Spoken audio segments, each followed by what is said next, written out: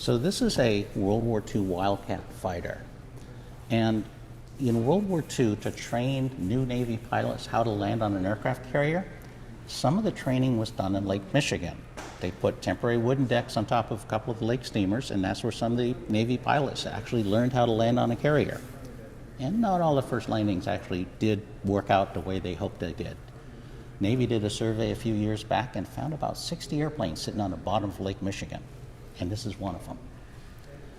So it was brought up a few years ago, and the volunteer restoration crews here on the Hornet made this beautiful static display that you see here today. There was an awful lot of work. The landing gear was kind of ripped up on the impact with the water, so it had to be re-welded.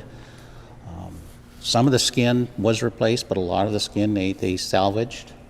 And I want to talk about some of the features of this early combat aircraft.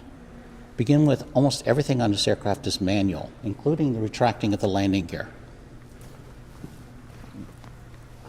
If you can look up in the wheel well, you can see a bicycle chain up in there.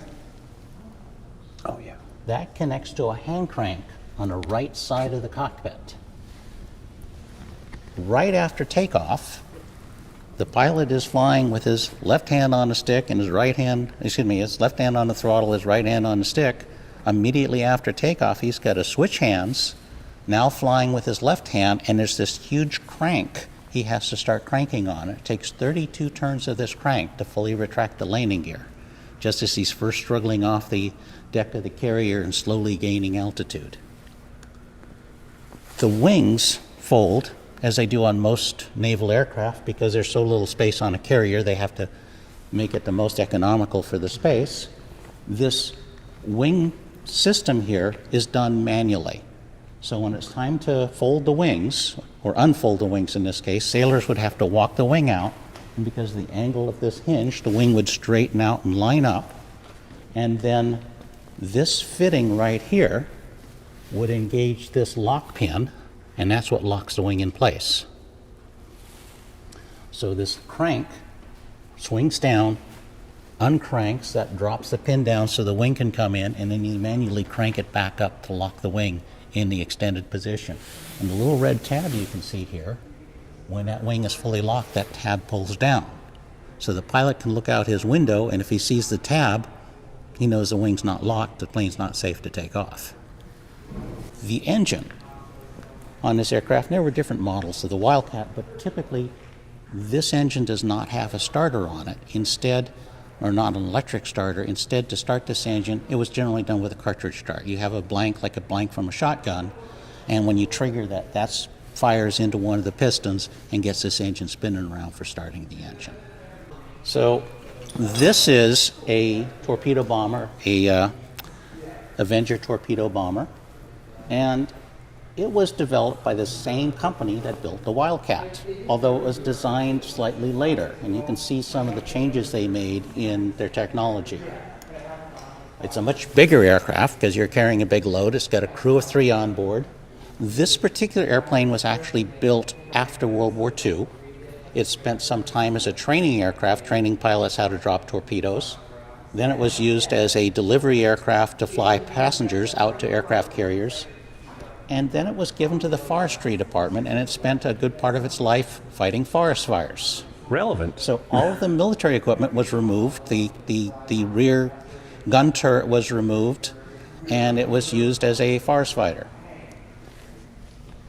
It was purchased and donated to the Hornet, and the lady who donated it is named June, so the requirement was we call it June. And we've scratch built a lot of things like the rear gun turret again, but that's why we don't have any of the mounting gear for torpedoes, and we don't even have the torpedo bay doors. We haven't been able to locate any yet, and we haven't been able to build our own to meet the historic assemblies that used to be there, because that was all scratch built. And the only thing we're missing there is there should also be a bit of canvas above and below the gun barrel with a zipper on it that connected to the gun barrel, so as you move the barrel, it moved the zipper and kept a sealed controlling the airflow. Now, the wing folding mechanism on this aircraft was not manual. It has hydraulic actuators, so the pilot would operate a lever when it's time to unfold the wings, and hydraulically they would swing out to the extended position, or he could fold them hydraulically.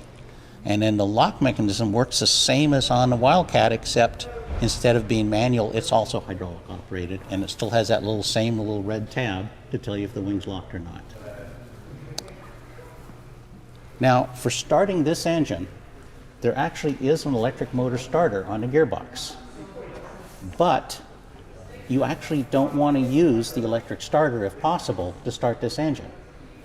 Because you think about 1943 batteries. If you used a battery from 1943 to start this engine, for the first several hours of your flight, you're busy recharging the battery. If you had an electrical emergency and you needed to rely on the battery as an electrical power source, it's not going to be available because you've used it up to start the engine. So to start these engines the way they normally started them, right here would be a little fitting. The fitting would be stored inside the torpedo bay, but they take it out, plug it in there, and they put a hand crank on it. And from the back side, there's a flex cable going to the back of the starter. So you would start cranking on this hand crank. And what you're driving into the back of the starter is a big flywheel. So you're slowly getting that flywheel turning faster and faster and faster. And when it's turning at a good speed, you remove the hand crank, step back, grab that T-handle, and that's a clutch assembly that engages the flywheel to the gearbox, starting the gearbox turning the engine, starting the engine. And I've actually started aircraft with this type of starting system when I was in A&P school. It's we call it the Northrop PE course.